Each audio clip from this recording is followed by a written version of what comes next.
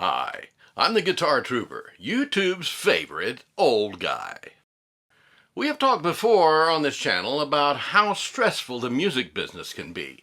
Yet it comes as a surprise to many folks that the Beatles, a productive and undeniably stellar success story, faced the same contractual pressures as other recording artists when it came to putting product on the street. Make no mistake about it, the recording studio is a workplace. The Beatles have run out of time. They have been recording songs since early October for their new album, which will be named Rubber Soul, and they are under contract to release that album for the 1965 Christmas season. But the recordings for that album are not yet finished, and the deadline for doing so is upon them.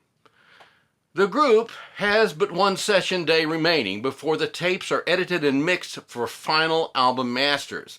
That process must be completed as soon as possible because the master disc for Parlophone is to be cut on Monday, November 15th, and the tapes also must be shipped on that date to Capitol Records for the U.S. market. A recording session is scheduled to begin at 6 p.m. on November 11th, and the band will work straight through. But the session will end up running long and come to an end a full 4 hours past the intended end time. In those 13 hours, the last possible recording session for the album Rubber Soul, the band must record 3 new songs, in addition to finishing vocal overdub work on McCartney's song I'm Looking Through You.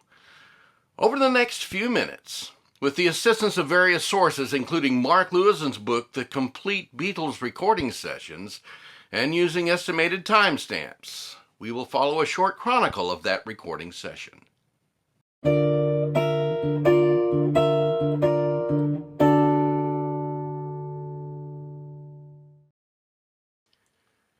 It is Thursday, November 11th, 1965, room 65 at EMI Studios, Abbey Road, London, 4 p.m. It's an early start of the studio shift for producer George Martin and engineer Norman Smith. Room 65 is a technical studio used to mix master tapes from new studio recordings. Along with engineer Mike Stone, they complete both a mono and stereo mix from take 3 of the song The Word, which was recorded the previous day. At 5:30 p.m., the mixes are completed and Mike Stone retires for the day. George and Norman head for Studio 2 and are joined by second engineer Ken Scott for the final Rubber Soul recording session with the Beatles, scheduled to start at 6 p.m., which is 1 hour earlier than the traditional Beatles session start time. On tonight's schedule are 4 songs. I'm Looking Through You for vocal overdubs only over the backing track completed the previous day. A full recording of Paul's song You Won't See Me, a full recording of John's song Girl, and both vocal and rhythm overdubs on Wait, a leftover track dredged from the Help sessions but never used for the movie. An avid listener to American pop music, Paul McCartney finds musical inspiration for his new song from the Four Tops' It's the Same Old Song, and the similarities between the two are striking.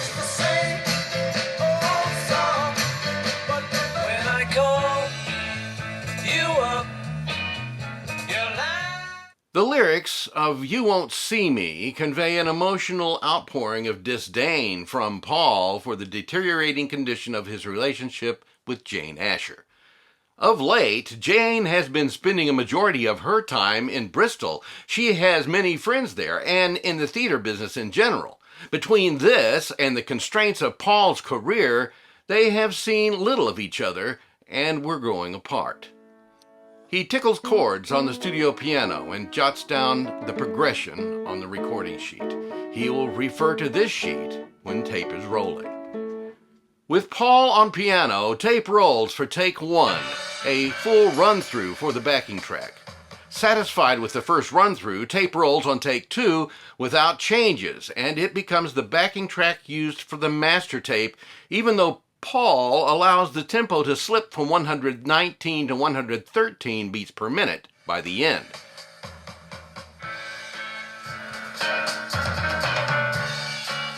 Vocal overdubs follow by George and John, and then instrument overdubs, including George on his Fender Stratocaster, John on a tambourine, and the note A held down continuously through the final verse by Mal Evans on a Hammond organ.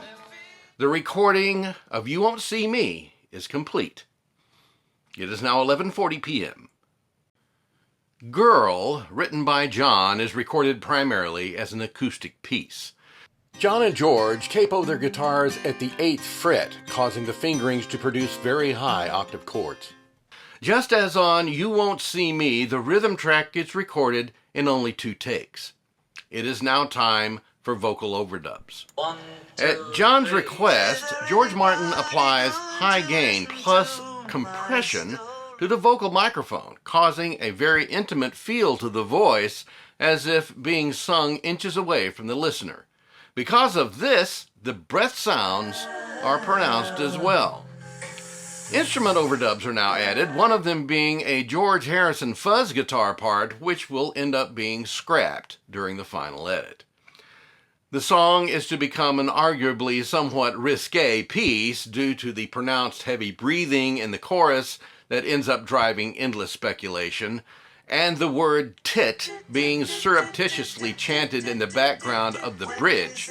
The usage of the syllable tit was later admitted to be done on purpose by Paul and George as something of a joke at the time of the recording. The recording of Girl is now complete, and it is 4:15 a.m.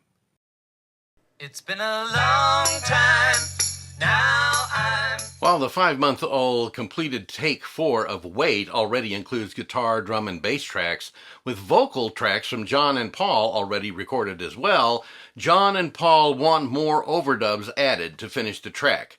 The guys add tone pedal guitar, maracas, tambourine, and vocal overdubs. The recording of Wait is now complete.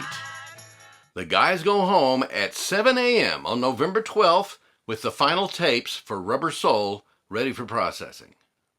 Rubber Soul is released on schedule on December 3rd, 1965 in the UK, and as a slightly different version on December 6th in the US, to very favorable reviews. It marks the last time in the Beatles' active career when they will release 2 albums in a calendar year. All of the songs are recorded in October and November of 1965. The total session time, including the final marathon, is 113 hours, plus an additional 17 hours scattered out along the way for engineering of mixing. There are several firsts associated with this album. Among them, it is the first album of the Beatles' concept album age, establishing the album format as an artistic vehicle rather than it being merely a collection of disparate songs.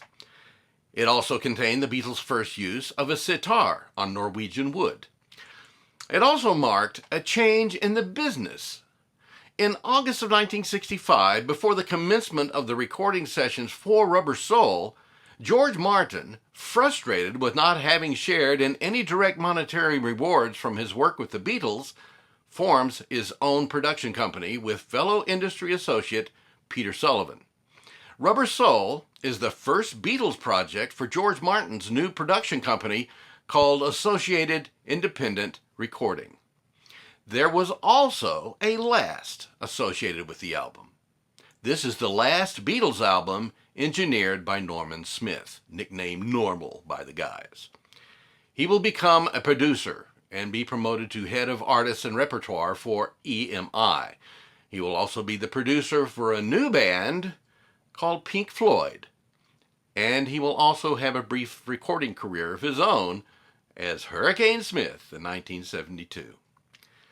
In the U.S., Rubber Soul sold 1,800,000 copies by the end of 1965, which is barely a month of being on the street.